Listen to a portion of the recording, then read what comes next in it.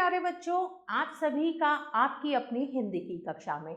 आज हम Galaxy publication द्वारा प्रकाशित पुस्तक व्याकरण सरोवर भाग 1 के अन्य पाठों का अध्ययन करेंगे। तो चलिए शुरू करते हैं अपना पाठ। तो चलिए अब हम शुरू करते हैं पाठ संख्या 10 और पाठ का नाम है पर्यायवाची शब्द। तो चलिए शुरू करते हैं। समान अर्थ वाले शब्दों को पर्यायवाची या समान अर्थ वाले शब्द कहते हैं।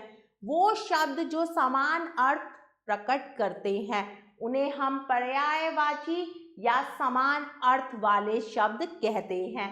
सूरज, रवि दोनों का अर्थ समान है। पुष्प, फूल दोनों का अर्थ क्या है? एक ही है। मीन, मछली, मछली को मीन भी कहा जाता है। वृक्ष, पेड़, पहाड़, पर्वत दोनों का अर्थ क्या है? एक ही है। पक्षी, पंछी दोनों का अर्थ एक ही है। बगीचा, उपवन, गाय, गऊ। आगे बढ़ते हैं। दिए गए शब्दों के पर्यायवाची को पढ़िए, समझिए और याद कीजिए। अब कुछ शब्द हैं और उनके क्या दिए हुए हैं? पर्यायवाची। हमें उन्हें पढ़ना है, समझना है और याद करना है। सबसे पहला शब्द है हवा। हवा को अनिल भी कहते हैं, पवन भी और वायु भी कहा जाता है। धरती, भू, धरा, भूमि। पुत्री, बेटी, सुता, कन्या। जल, नीर, अम्बु, पानी। आगे बढ़ते हैं। चंद्रमा, चंद्रमा को शशि भी कहा गया है, सुधाकर भी और रवि भी कहा जाता है। अमृत, सुधा, सोम, पीयूष। पुत्र, पुत्र को बेटा भी कहा जाता है, सुत भी और तने भी। नदी, नदी को सरिता, तरंगिनी, टटनी भी कहा जाता है। बाकी के शब्द और उनके पर्यायवाची शब्दों को आप स्वयं पढ़ेंगे, समझेंगे और याद भी करेंगे। पाठ के आधार पर प्यारे बच्चों अब हम कुछ अभ्यास कार्य करेंगे। प्रश्न संख्या 1, सही विकल्प पर सही का निशान लगाइए। पवन किसका पर्यायवाची है? किसका पर्यायवाची है पवन? धरती, हवा का या समुद्र का? तो सही विकल्प है हवा का। जल का पर्यायवाची क्या है? जलद, सरिता, नीर। तो सही उत्तर है, सही विकल्प है नीर। सरिता, तरंगिनी, टटनी किसके पर्यायवाची है? बताइए, नदी के, समुद्र के या बादल के?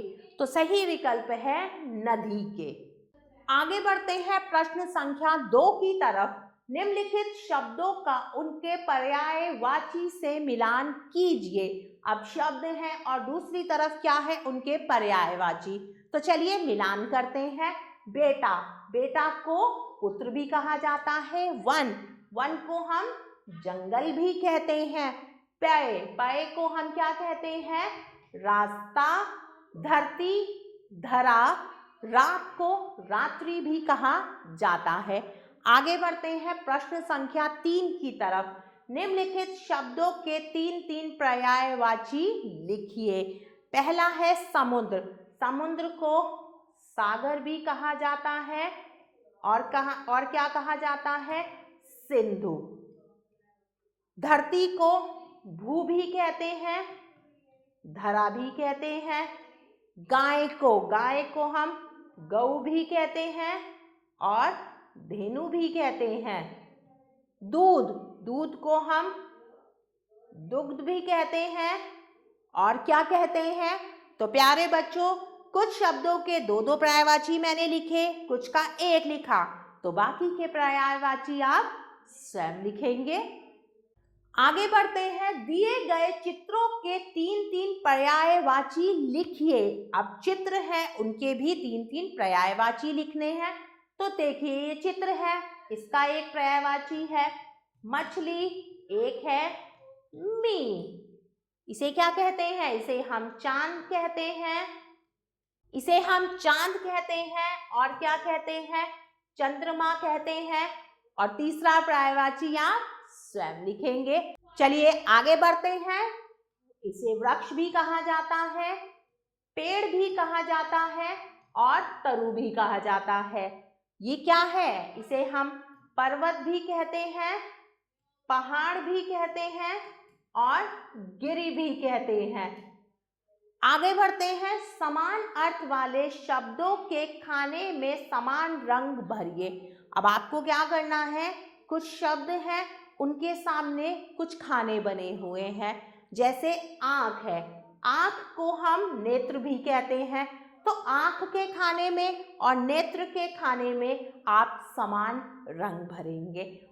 अगला है पुरुष। पुरुष को हम आदमी भी कहते हैं, तो पुरुष और आदमी वाले खाने में आप एक समान रंग भरेंगे। तो प्यारे बच्चों, इस प्रश्न में आप रंग स्वयं भरेंगे। प्यारे बच्चों, आशा करती हूँ मैंने जो आपको पाठ पढ़ाया आपको अच्छे से समझ आया होगा।